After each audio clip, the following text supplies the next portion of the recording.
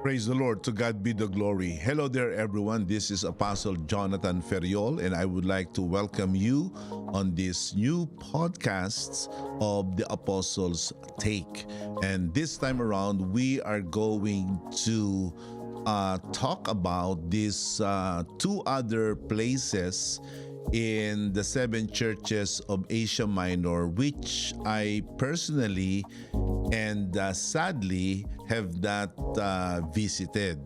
At ang mga lugar na ito walang iba kundi ang Smyrna at ang Philadelphia. At sa episode na ito ng Apostles' Take ay ating makikita ang mga mahalagang aral ng dalawang iglesia na yon, and also we are going to look back at the important takeaways from the five other churches that we have so far covered in the Apostles' Take. And I would like to take this time also to thank all of you for your interests in this special Apostles' Take podcast covering at least these five churches in Asia Minor. And joining me today in this special podcast episode for the first time is the one who literally took us in that part of the world so we can visit the seven churches of Asia. And he is the overseer of our districts in Africa and the Middle East, and he is also the senior pastor of the PMCC Fort Watch of Dubai. So please welcome for the first time in Apostles' Take our beloved Bishop Aldrin Palanga. Thank you very much, beloved Apostle. It's truly an honor to be part of this discussion on this podcast, Apostles' Take. Yes, I'm also looking forward to have you join me as we discuss these two remaining churches that have been mentioned in the book of Revelation. Parang kailan lang tayo ay nasa Turkey o ang tawag nila ay Turkiya. At ating pinuntahan, binisita ang limang mga iglesia na noon ay nasa rehiyon na iyon, at ito ay isang napaka ganda at napaka di makakalimutang karanasan. Ibang-iba talaga, Apostle, pagka talagang yung lugar na puntahan mo mismo. Sabi nga ninyo, iba yung mahihipo mo, mapag-aaralan mo, makikita mo, at nagkakaroon ka ng spiritual deep experience na yung mga nilakaran ng Panginoon, the places where the Lord has given His messages to the seven churches in Asia Minor, ay makikita mo na talaga doon. Talagang literally. Amen. And speaking of having that deeper experience, we have two reasons why we went to these places as they were mentioned in the Bible. One in particular was for our personal enhancement as teachers of the Bible.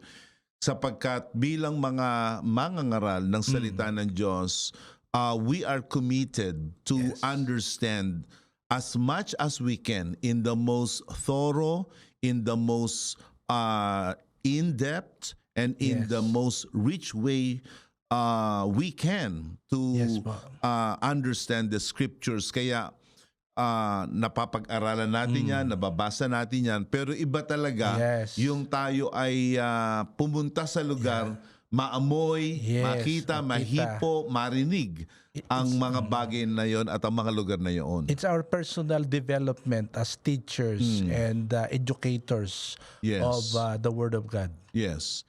And another reason is something that also concerns our work as preachers of the word and as missionaries. And I like your vision wherein you said that you are envisioning to reestablish the work of God in these churches mentioned in the book of Revelation. Tell us more about your vision. Yes, ang isa sa purpose natin, Apostle Don, for missionary purpose, to see how we can personally rebuild the church.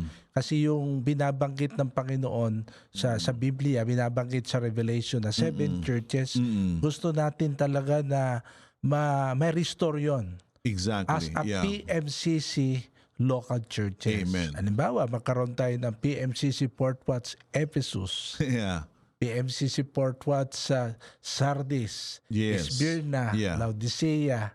Yeah. At makikita mo, Apostle, talaga doon sa places na yon, there is a potential to start a mission. Yeah. Kasi hindi basta ruined city yun eh. Meron siyang bagong city doon. Yes. May modern city Yeah. na existing Exactly. on that places. So I agree that there is now a modern city Yes. and a new generation that are now living in this ancient cities. And alam mo rin, it should not be far-fetched that this idea will come to fruition dahil yung mga iglesyang yaon na naitayo sa 7 churches sa Asia Minor ay ang lahat yon ay tunay na iglesia. Yes. At nararapat lamang na ang tunay na iglesia ay nagpapatuloy maging sa panahon na ito sa mga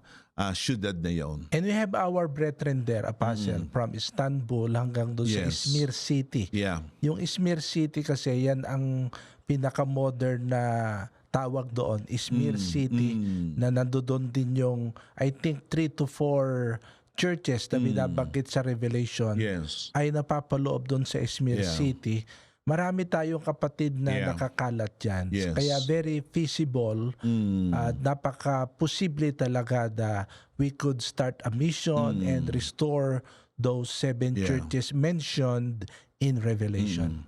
And speaking of the 7 churches in Asia Minor, which is now called modern Turkey or Turkiya. Nung naendon tayo, yun pala ang kanilang tawag doon, Turkiya. Right? So napuntahan na natin ang mga churches na 5 lamang. Ephesus, Pergamum, Thyatira, Laodicea, at Sardis. Ang hindi natin napuntahan ay ang Smyrna at ang yung, Philadelphia. Bakit? Dahil nung time na yon ay merong malaking ginagawang excavation sa part ng Smyrna at sa Philadelphia. Kaya nakarating din tayo sa place na yon pero we were not allowed na mag-continue dahil may malaking excavation at kinlost nila talaga yung dalawang places na yon. Gusto talaga nating mapuntahan pero sinabihan na rin tayo ng ating tour guide na pag pumunta kayo doon wala kayong makikita. Pero ikaw ay nakabisita as a pre-tour inspection, right? Dito sa lugar ng Smyrna at ng Philadelphia. Ano ang iyong initial na nakita ron? Sa Philadelphia, ang Philadelphia ay almost half lang ng Thyatira. I see. Kasi yung Thyatira na nakita rin natin yon pero sa labas lang din tayo ng pinakabakod. Binakura nila yung ancient ruins at yon ay nasa gitna ng modern city talaga eh. Oo eh. Pero ang napakaganda niyan sa Philadelphia, parang yan na naging center ng Greek culture and Greek language. I see. Which nagamit ng mga missionary ng apostol. Okay. So let's talk about first, let's do it first, Smyrna, and then we will end up with Philadelphia. Marahil kayo nagtatanong na, akala ko ba'y pumunta si Apostle Jonathan sa 7 churches of Asia? At yun nga po ang dahilan sapagkat nung panahon na yun ay isinarado nila yung ancient ruins because there was an excavation that is being made. But I promised myself that I will go back to Turkey and check for myself and visit this ancient city of Smyrna and Philadelphia. Let's talk about, first of all, Smyrna. Yeah. How important is Smyrna during that time? Ang Smyrna Apostle ay sinasabi sa kasaysayan na nandoon yung wealthy port, yung pinakamayamang port during that time na sinakop sila ng Roman Empire. I see. And strategically, itong tinatawag na Aegean Coast ay naroroon. And yung pagdating sa trade, it's very prosperous. And ang isang kasaysayan din ng Smyrna, they are very loyal to Rome. Katunayan, they were given the privilege to build a temple dedicated to Emperor Tiberius. Kaya ito kasing loyalty, sila yung unang nagpakita ng loyalty sa Roman Empire. Oo. And yung Smyrna was one of the earliest cities na nag-pledge ng allegiance as early as 195 BC. At ito ay strong place ng emperor worship. Oo. Kaya pala ngayon maikakabit natin bakit ang iglesia noon sa Smyrna ay isang iglesyang hindi tinantanan ng mga pang-uusig at panggigipit ng mga tao sa siyudad ng Smyrna who were actually devoted and they were very loyal to the emperor and the worship of the emperor. So, yun ang dahilan. Kaya sinabihan sila ng Holy Spirit na sila ay magpakatibay laban sa mga pang-uusig. Kaya ang mga alagad doon, hindi lang po sila pinag-uusig. Hindi lang sila pinipilit na sambahin ang Caesar. Kundi sila ay pinipilit na itakwil si Kristo. At iyon ay ang dahilan talaga kung bakit sila inusig. Hindi sila inusig dahil Kristiyano talaga sila. Kasi noon, sa panahon na yaon, the Greek culture and the Roman culture was very much tolerant and very much accommodating to polytheism, the worship of many gods. So, pwede kang sumamba sa kanino mang Diyos at ilan mang Diyos na gusto mo. Pero kailangan mo ring sumamba sa emperor. Pero hindi nga gagawin ng Kristiyano yun sapagkat kumikilala tayo sa isang Diyos ni Abraham, ni Isaac at ni Jacob. Ang tawag diyan ay monotheism. And that somehow stops us from engaging in the worship of these other false gods. Kaya doon nagagalit ang mga tao sa mga Kristiyano noon. At ayon sa Christian history, Apostle, dito sinunog ng buhay si Polycarp. Na itong, and Polycarp was the student of Apostle John. And then naging bishop siya ng Smyrna. He was the first bishop. Of Smyrna. So, itong lugar na ito ng Smyrna ay very strong sila. Very resilient sila sa mga pang-uusig sa panahon nila. At this brings us back right now to our present time, that despite the relatively low religious persecution that we're having here in the Philippines, but nevertheless, the whole system of the world is actually against us, and it is intolerable when it comes to the Christian values. Yun nga ang problema, Bishop, ngayon na itong call for religious tolerance, itong call for religious pluralism, it seems that it is only accommodating, it is only open to other world religions except for Christianity. Parang pagdating sa Christianity, they don't like Christianity, they don't like how our belief system is set up. They don't like the idea of just one God. They don't like the idea of Jesus as the only Lord and as the only Savior. So they have accommodating spirits with other gods, with other religious icons, but not with Christianity. And I find that very hypocritical. Kaya ang malaking temptation, Apostle, lalo na dun sa mga mahina sa pananampalataya, yung matempt sila to compromise. Yes. Pero ang napakaganda nitong mga believers sa Smyrna, kahit sila pinipersecute, hindi sila nagko-compromise. They stood on their faith. Yes. Katunayan, si Polycarp, ang isa sa mga famous na salita niya bago siya sunugin, sabi niya, 86 years I have served God. How dare I am to blaspheme my Savior and King. At sabi niya, 86 years, He has done me no wrong.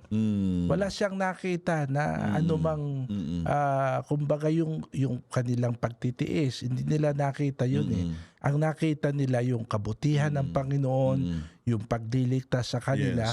Kaya sabi niya, how dare I am to blaspheme my Savior and King. Talagang nanindigan siya hanggang sa wakas. Ito ang picture ng mga believers sa Smyrna.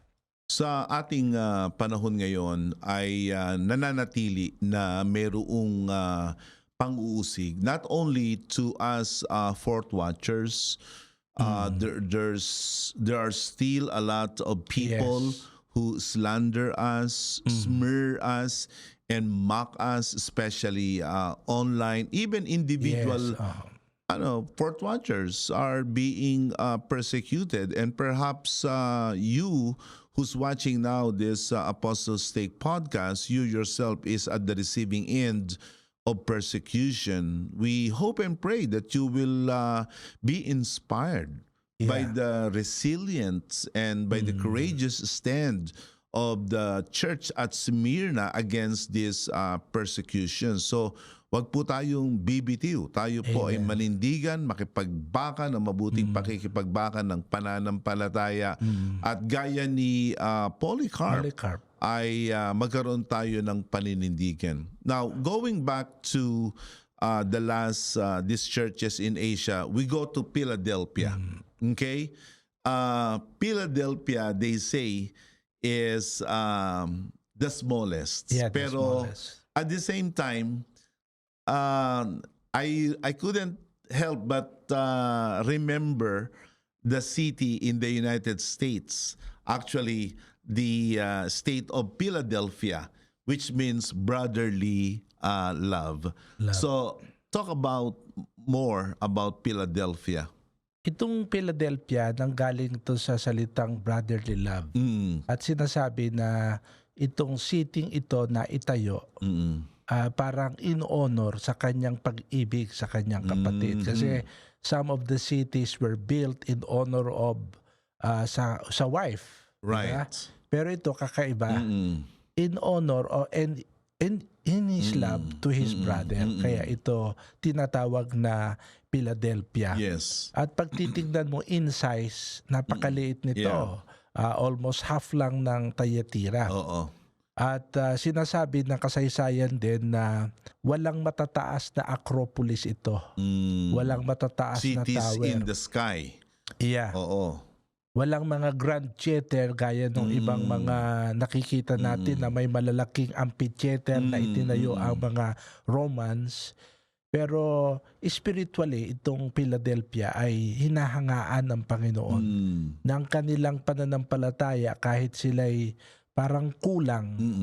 Pero nakita ng Panginoon, you are rich, mayaman kayo. Ang sabi ng Espiritu ng Panginoon na even though you have very little strength and the size of their strength is connected with their number, I can assume that they were fewer compared with other churches like the church at Ephesus.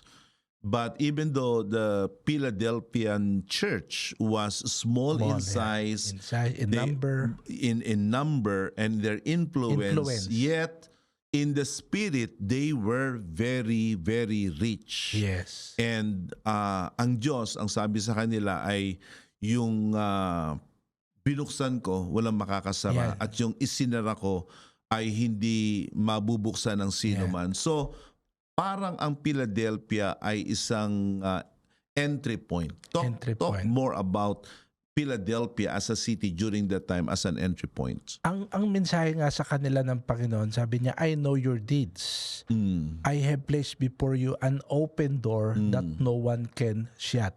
Na although sila, they are fewer in number, in influence, and literally, ginamit talaga ng Panginoon na halimbawa yon para mas makita natin ngayon sa makabagong panahon sa ating pagbabasa ng kasulatan. Pero sabi ng Panginoon, kahit kayo you are little in everything, pero may pintuan akong binuksan para sa inyo. Kasi historically ang Philadelphia ay naging center ng Greek culture and language. At ginamit yon ng mga apostol na way. Dahil ang Bible was written in Greek. Yes. So doon nagsimula ngayon, ginamit nila yung Greek language. Doon, kumbaga, ginamit nila yung chance na yon na matuto sila ng Greek culture, in language, at yun ang naging way, kaya naging mabisa ang kanilang pangangaral ng panahon noon. We can see here how God can use any humble means, any I would say unassuming means, so that it could be able to achieve spectacular growth. So ang Philadelphia church at that time was small, pero sa kanila ibinigay ang isang bukas na pintuan ng pagkakataon. At sa banal na kasulatan, ang bukas na pintuan ay makabukas at malayang pagkakataon para sa gawain ng Panginoon. Yes, sa misyon ng Panginoon. Naalala ko yung awit na your little becomes much when you place it in the Master's hand. Amen. Ano mang meron tayo kahit maliit lang, basta't gamitin ng Diyos yan, magiging mabisa yan.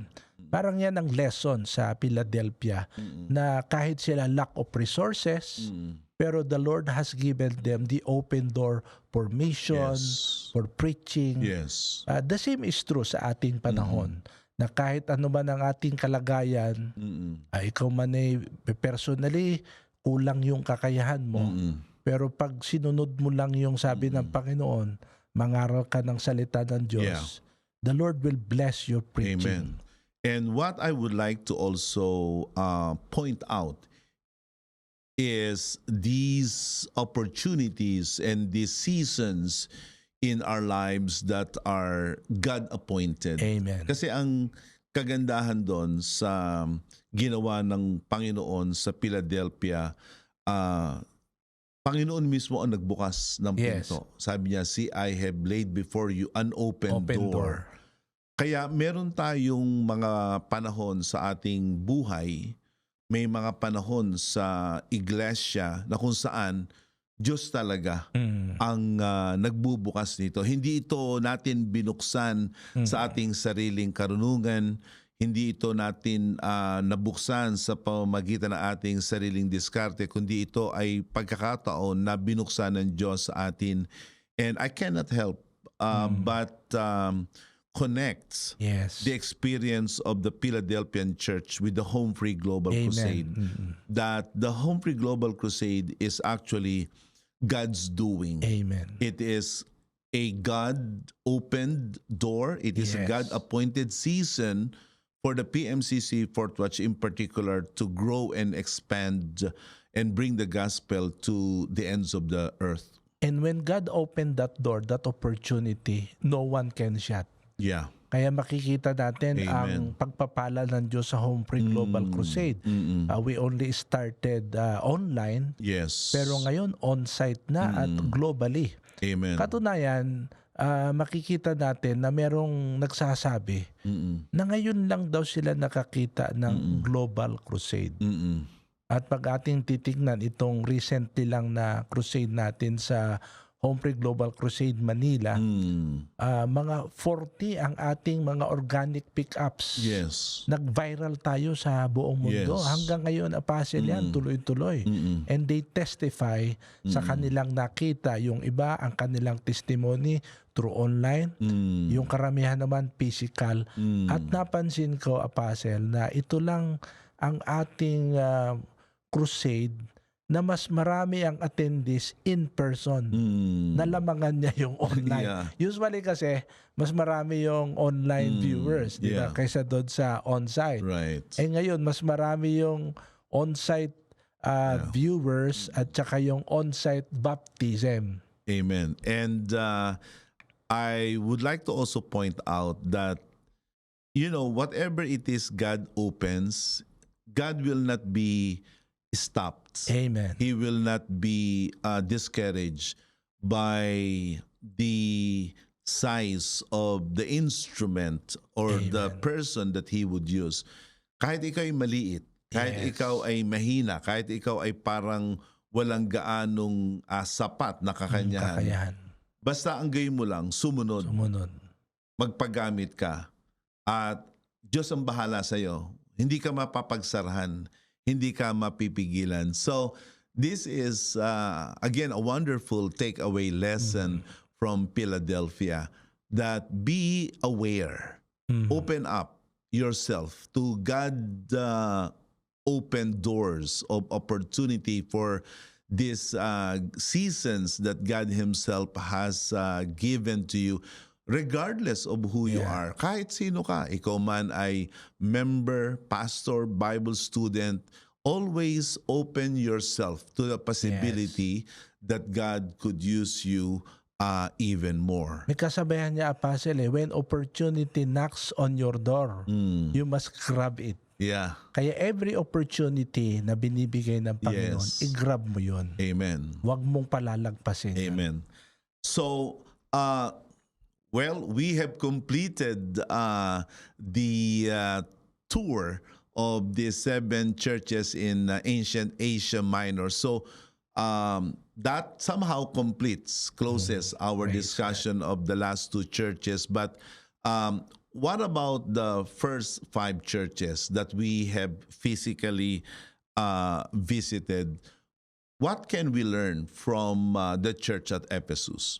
Unang-una, sa Ephesus, makikita natin na they are apostolically talagang deep ang kanilang panghahawakan sa doktrina. Ang sabi nga ng Panginoon, you have tested those who pretend to be apostles. Hindi mo sila tinanggap. Kumbaga sila, pag hindi apostol ang mangaral, hindi nila tinatanggap. Very apostolic. Pero ang sabi ng Panginoon, iniwan mo ang iyong unang pag-ibig. Kumbaga, alam nila na nasa tunay sila, parang kinulang ang kanilang yung mainit na paglilingkod. Kasi parang naging complacent. Kung minsan, yan ang parang sa atin yung bang irony na pag alam mo nasa tunay ka, nasa totoo ka, nagiging complacent sila.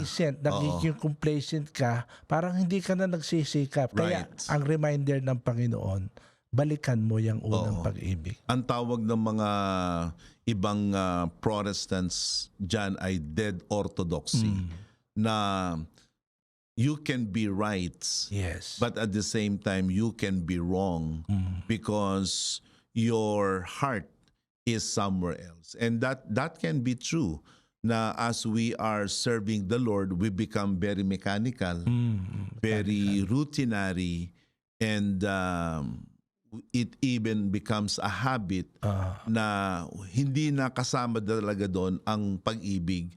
At sa Diyos, ang pinakamahalaga ay ang pag-ibig. Amen. That's the first and the greatest commandment.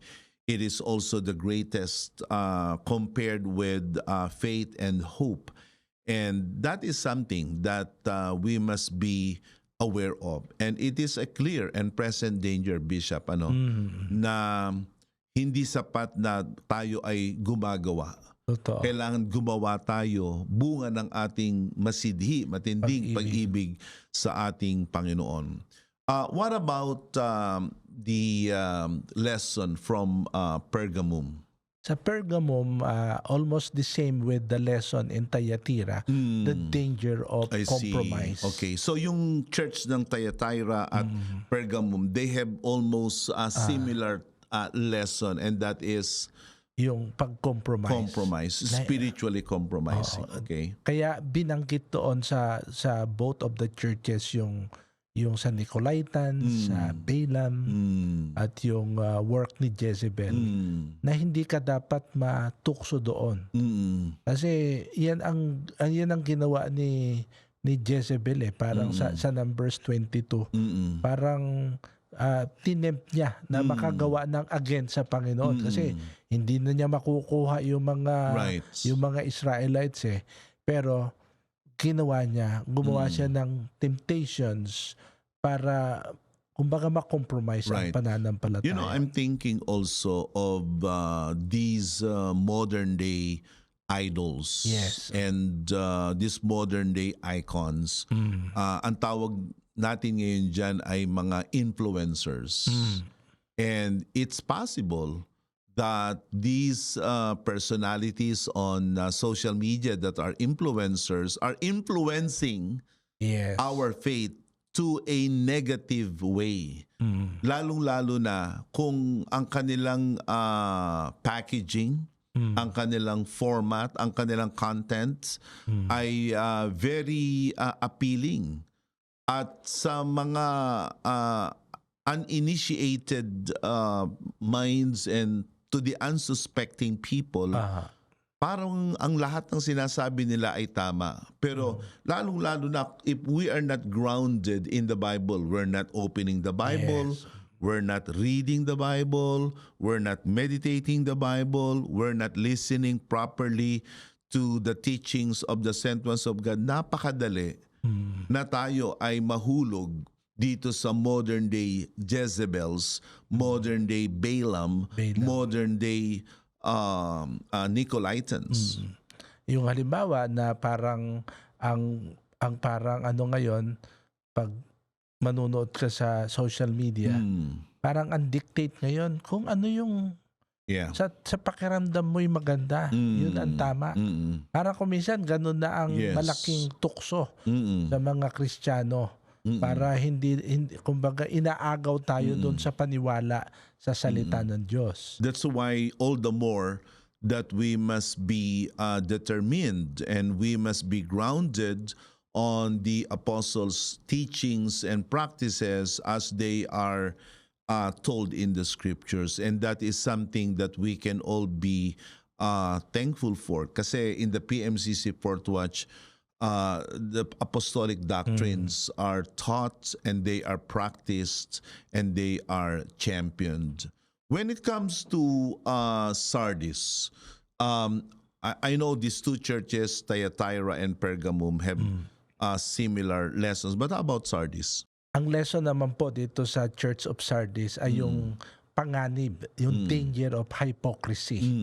Na pagka they have a name, buhay yung kanilang pangalan, pero patay ang kanilang gawa. Kaya ang paalala ng Panginoon sa kanila ay wake up, magpuyat ka, at pagtibayin mo yung mga bagay na natitira na malapit ng mamatay. Kumbaga konting-konti na lang yung natitira sa kanila. Kumbaga sa kanilang paglilingkod, totoo, kumbaga sa pag-ilalagay natin sa ating panahon, Kristiyano ka, kilala kang believer, pero yung paglilingkod mo malayo dun sa hinahanap ng Panginoon. Naalala ko yung sabi ni Apostle Paul that they have a form of godliness, but denying the power of its power. Yes. So, lalong-lalo na ngayon, Bishop Aldrin, that we are living in an image-conscious generation that we do everything even beyond our capacity to make ourselves look good. Ngayon uso-uso yung salitang branding. Ano ang branding mo, right? And then there are so many apps for photo edits and filter and lahat na gagawin para lang gumanda ang iyong image. It is possible that this worldly culture of obsession with imagery spill over to our faith. Yes. Na tayo ay masapat na lang na merong itsura, tunog na Kristiyano at kahit fourth watcher, pero ang ating mga gawa ay malayo na sa talagang hinihingi ng ating patotoo at pangalan. Totoo yun, Apostle. Gaya nga ng sabi ng Panginoon sa kanila, pagtibayin mo yung mga bagay na natitira. Balikan mo kung saan ka nahulog. Magsisi ka. Baga sa kalagayan ng ating paglilingkod, kung saan ka nagkulang, kung ano yung natitira sa'yo, palakasin mo uli yun. Halimbawa, sa yung pagsamba, parang lagi kang nahuhuli. Edi aga-agahan mo na ngayon. Kung parang nako-compromise ka ng mga trabaho, ibalik mo uli yung paglilingkod mo. Yung parang sa Ephesus, your first love. Pagtibayin mo kung ano yung natitira sa'yo. Ang Panginoon kasi, hindi ka hahanapan nung wala sa'yo eh. Kung ano yung nasa iyo, doon ka magsimula uli. Parang ito ang paalala ng Panginoon sa kanila. On the other hand, I would like to also deepen our understanding of that instruction of the Holy Spirit to the church at Sardis. In the church at Ephesus, sabi, balikan mo yung unang mong pag-ibig. Ito naman, pinapabalikan yung mga unang ginawa mo nung sa una. Na masigla. If I were to, let's say, connect that with the first love, the first works are the original works, the fundamental works that God wanted us to do. Yes. Kaya sa Ephesians 2:10, sinasabi doon na you are Christ's workmanship, created in Christ Jesus to do good works, which He has prepared in advance. Kaya meron tayong dapat balikan. Amen. Ang ating dapat balikan, itong mga unang gawain na inihanda ng Diyos para sa ating gawin na ginawa ng unang makaapostol na iglesia. Kaya sa Acts 2:42, ang mga unang gawa nila ay sa turo't aral ng mga apostol, pagputol-putol ng tinapay, panalangin, pagkakatipon, pangangaral ng salita ng Diyos na walang takot, pagpapatibay sa iglesia ng Panginoon. And I subscribe that these are the fundamentals, the basics of our faith that we must always return to. Lagi nating babalikan, lagi nating ikakabit. Back to the basic, lagi pagdating sa paglilingkod. Amen. So, I love that particular takeaway lesson from the church at Sardis. And then, last but not least, how about Laodicea? Ang lesson naman, Apostle, sa Laodicea o Laodicea ay itong panganib, the danger of apostasy. Kaya naalala natin yung salita ng Panginoon, I know your deeds. Ang sabi ng Panginoon sa church na yan, you are neither cold or hot. Malahininga ka, lukewarm ka. Ibig ko sanang maging maapoy ka. O kaya makita ko talagang malamig ka. Kumbaga, kung makita ng Panginoon na sila'y malamig, madaling mapaalab sila. Kung baka mabibigyan sila ng tamang prescription. Kung sila na may mainit, ma-appreciate sila. Kaso lukewarm eh. Kaya mahirap mong mabasa. Kumbaga sa ating paglilingkod, pag maging malahininga ka, kumbaga hindi ka nagpapakita both. Ikaw ay nasa church, pero hindi ka naman maapoy, pero hindi ka naman nababackslide. Parang yan ang larawan ng lukewarm sa pananampalataya. And that is so prevalent, Bishop, in our time. And that is very much a reality in the condition of some of us who are even fourth watchers na baka tayo ay malahininga, na hindi naman talaga tayo malamig, hindi rin tayo mainit, hindi rin tayo umaalis sa church. Pero at the same time, parang hindi na tayo kasama sa church. And the Holy Spirit of the Lord has very dire warning against those who are intentionally engaging in apostasy. The Bible says na I'm gonna spit you out. Parang magiging dura na lamang. And that, isusuka. oo, parang ito ay hindi magandang kalagayan. This kind of faith is unacceptable to the Lord. Ayaw talaga ng Panginoon ng malahininga eh. Kaya ang salita ng Panginoon, pagka nanatili kang ganito, isusuka kita. Ang gusto ng Panginoon sa atin ay maging maapoy. Amen. To never be lacking in zeal. Yan na. Give yourself serving the Lord, keep your spiritual fervor. Kaya ang makaapostol na mga mananampalataya, they are devotees eh. Devotees. Meaning, your devotion is extraordinary. Hindi ito basta-bastang paglilingkod, kundi ito talaga ay malalim, masidhi, nag-aapoy na paglilingkod. Pag sinabi ho kasi devotee, deeply committed to your calling, to the mission, to a cause. Kaya ang mga early believers, ang mga first Christians, they are not casual believers eh. Hindi rin sila Sunday worshiper Christian eh. Another name they say is nominal. Nominal Christians. Tsaka hindi sila part-time server o part-time lover. Maraming tawag sa kanila. So, it is quite important that we understand these lessons from the 7 churches of Asia Minor, and God has allowed these 7 churches of Asia to be included in the book of Revelation, and for us to understand the lessons, the cautions, and the warnings, and the many truths that have been associated with them, so that we today, Fort Watchers and Christians, must be armed, we must be taught, and we must be equipped. So, alam ko, Bishop, na talagang hindi natin makakalimutan ang ating ginawang pagbisita. And I'm really looking forward to revisit Turkey. At magawa natin na ito ay muling makita at mas lalong mapag-aralan at ma-share natin sa ating mga kaibigan. At ngayon, meron tayong kaunting gagawin na parang game na kung saan meron tayong ilang mga larawan ng ating titingnan at ano ang masasabi natin dito. Okay? So ngayon ay ang nakikita ninyo ay ang inyong lingkod, Apostle Jonathan. Ang kasama ko dyan ay si Mehmet. Siya ang ating Turkish tour guide, and I miss Mehmet. Mehmet was very cool and very good Namimiss guide. din niya kayo. Ganun ba?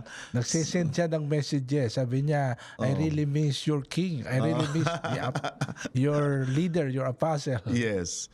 And that photo was taken in front of the library of Celsus. Okay. In and Ephesus. At alam ko meron yung mga statutes eh. Yung 4 statutes dyan ay nagsisimbolize ng knowledge, wisdom, virtue, and intelligence. At yung library na yan ay ikino-consider na isa sa mga pinakamalaking library during the ancient world, only second to the library at Alexandria, Egypt. Okay.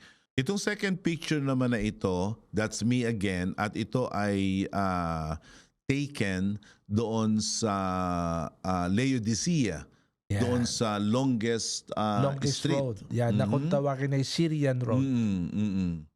At nagkakaroon tayo ng role-playing yan kasama ng team dahil sa parang umaarte-arte kami na si Brother Arden, yung ating photographer, videographer ay si Epapras at mga kapatid. Kasi yan ay malapit na sa Hierapolis at Colossae, yung Tri-City. Oo.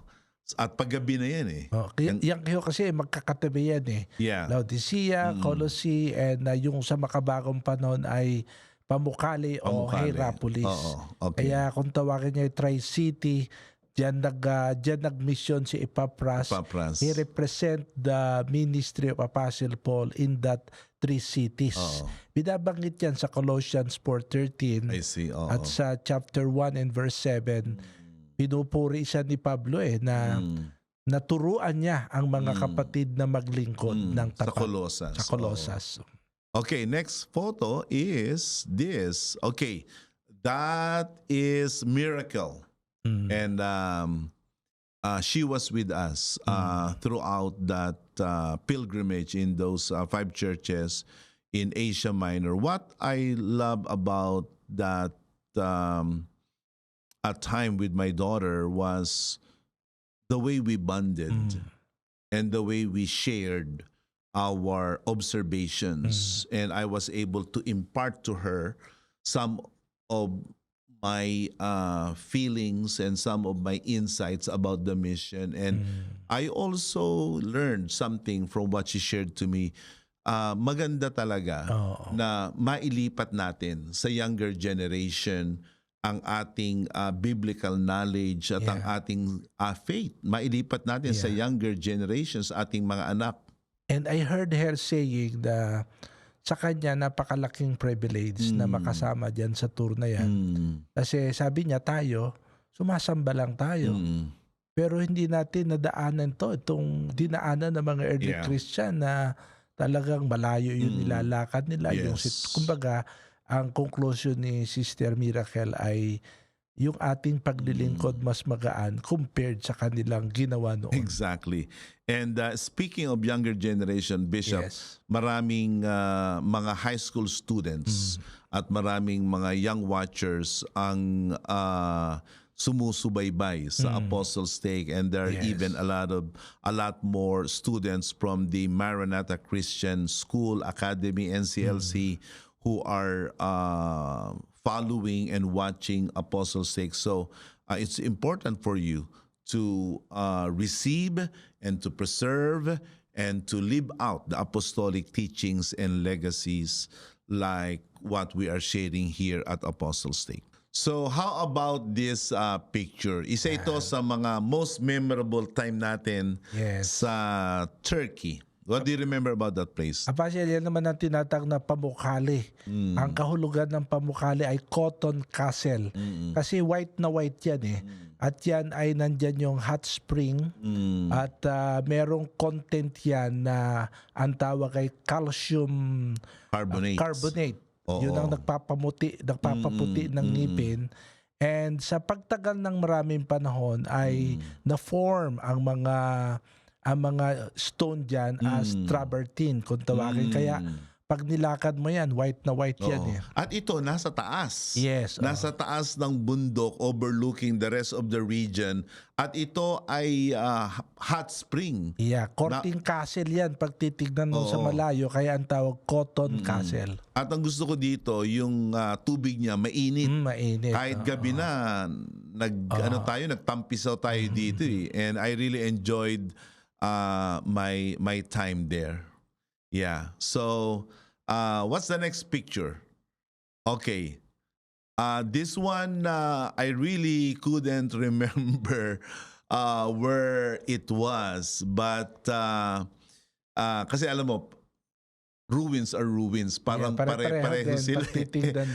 Pero one thing I can say about the ruins was the ancient engineering and architecture na talagang matibay. At hanggang ngayon, yan pa rin ang inspiration ng maraming mga buildings sa ating panahon. Yung tinatawag na Greek-Roman architecture. Na made of columns and arches and big corridors.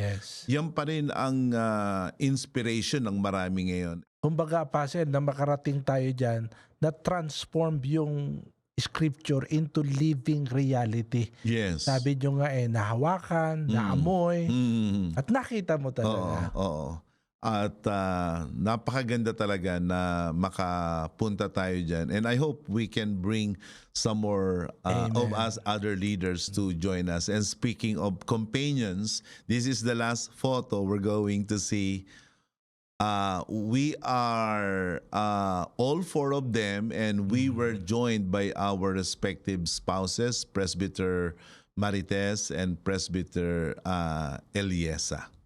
Ang masasabi ko naman dyan, we were blessed by the Lord to have a beautiful wife. Amen. And dedicated, devoted, Yes. and Oo. talagang katulong sa ministry. Mm-mm. At maganda rin na yan ay panahon ng bonding. Amen. At lalo na sa amin ni Presbyter Marites, lagi kami magkahiwalay. At siya ay nasa Amerika, ako ay nasa Pilipinas. So somehow we get to bond and to reconnect and Amen. enjoy together what we have chosen to enjoy and to live, and that's none other than the ministry. I remember the word of our Lord to Apostle John. Sabi niya, write therefore what you have seen. Baga bago mo maisulat, bago mo maunawaan, dapat makita mo. At yun ang ginawa ng Panginoon sa atin. And we thank the Lord for the wisdom that God has given you, na talagang dinala nyo kami doon, na talagang makita. At sabi ng Panginoon, what is now and what will take place later.